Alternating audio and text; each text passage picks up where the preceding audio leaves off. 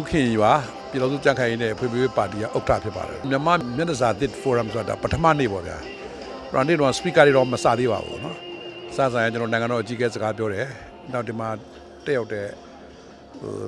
ပညာရှင်တွေပေါ့ပြပနိုင်ငံခြားပညာရှင်တွေပြောတာဆိုတာရှိတယ်ဒါမြန်မာနိုင်ငံရဲ့ရှေ့ခီးပေါ့